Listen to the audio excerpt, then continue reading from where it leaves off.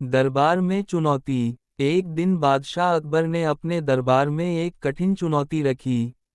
उन्होंने अपने मंत्रियों और डाबाइयों से कहा, मुझे एक ऐसा सवाल चाहिए जिसका जवाब देना असंभव हो।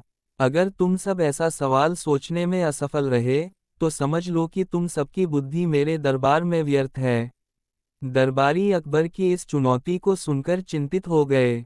वे सोच में पड़ गए कि ऐसा कौन सा सवाल हो सकता है जिसका जवाब देना नामुमकिन हो। बीरबल का समाधान। बीरबल, जो हमेशा अपनी हावभी और चतुराई के लिए जाने जाते थे, मुस्कुराते हुए खड़े हुए और बोले, जहाँपनाह, मुझे एक दिन का समय दें। मैं आपके सामने ऐसा सवाल लेकर आऊंगा जिसे सुनकर आप भी चौंक जाएंगे। अकबर ने सहमति दे दी और सभी उत्सुकता से इंतजार करने लगे कि बीरबल आखिर क्या करने वाले हैं। अनोखा सवाल। अगले दिन बीरबल दरबार में पहुंचे। उनके हाथ में एक साधारण मिट्टी का घड़ा था।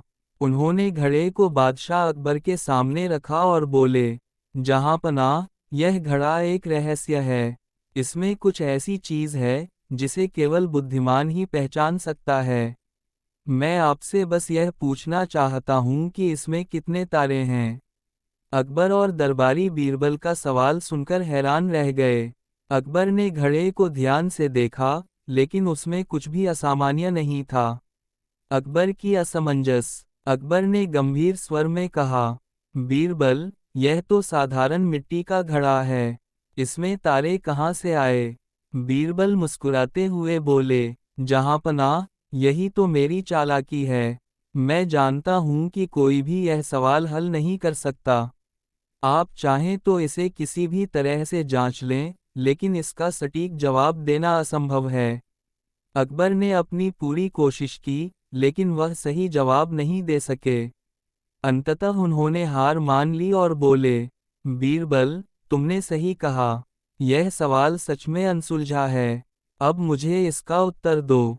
बीरबल का उत्तर। बीरबल ने उत्तर दिया, जहाँपनाह, इस घड़े में जितनी भी मिट्टी के कण हैं, उतने ही तारे हैं।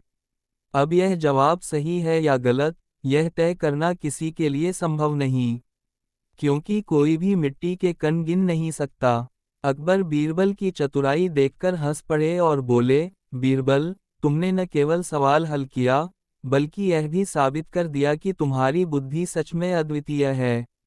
यह कहानी हमें सिखाती है कि कठिन से कठिन परिस्थिति में भी चतुराई और सूझबूझ से हल निकाला जा सकता है।